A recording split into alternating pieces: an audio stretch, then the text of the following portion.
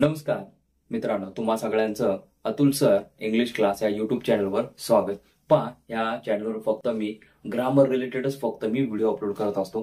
पहा, आज आपण शब्दांची जात पाहत आहोत. ती आहे तुमचं काय, प्रिपोजिशन. बघा, तुम्हाला एक लक्षात घ्यायचं की शब्दांच्या जाती म्हणजेच काय, पार्ट्स ऑफ स्पीच ह्या किती आहेत?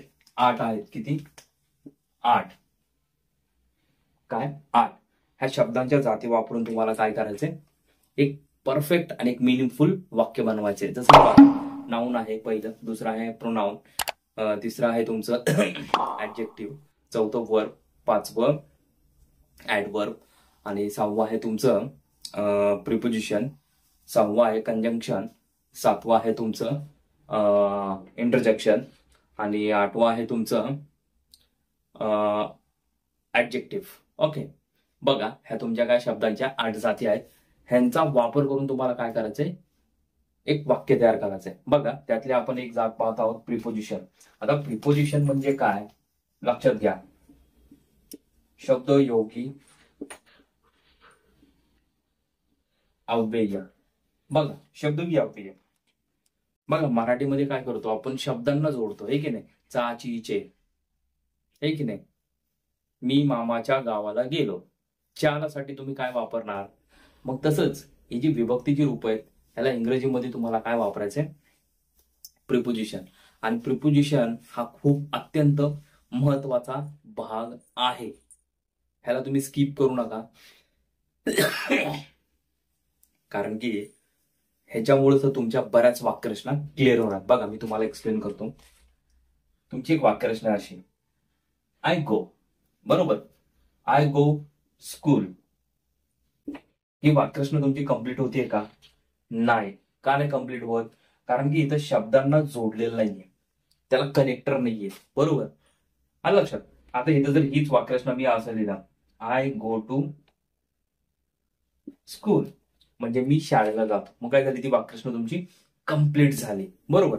मराठीमध्ये काय होतं की ला, काय, शाळेला, ला साठी तुम्ही इथं काय वापरले, टू. आता बघा, याच्या पुढे असं घेतलं की मी फक्त फ्रेंड घेतलं, काय, आय गो स्कूल फ्रेंड. हे वाक्य कसं वाटतंय तुम्हाला वाचायला? इनकम्प्लीट. बरोबर. आय गो टू स्कूल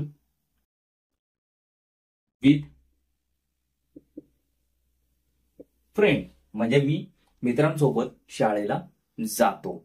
म्हणजेच लक्षात काय घ्यायचं तुम्हाला की ते काय करतात, शब्दांना जोडतात. हा एक शब्द, ही शब्दाची जात आहे काय, वर्ब.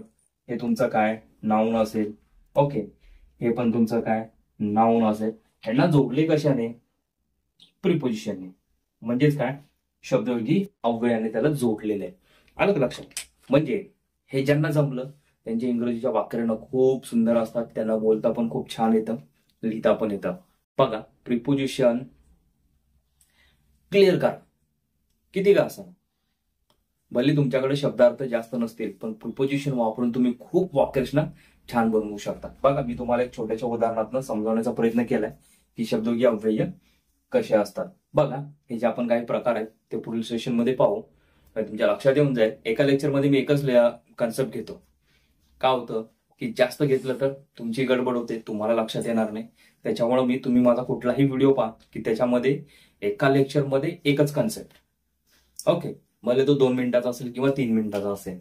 बघा, ह्या लेक्चरमध्ये काय डाऊट असेल तर कमेंट बॉक्समध्ये कमेंट करा आणि पुढील सेशनमध्ये आपण ह्याचा प्रकार पाहू पुढचा. तर तोपर्यंत जय हिंद, जय महाराष्ट्र.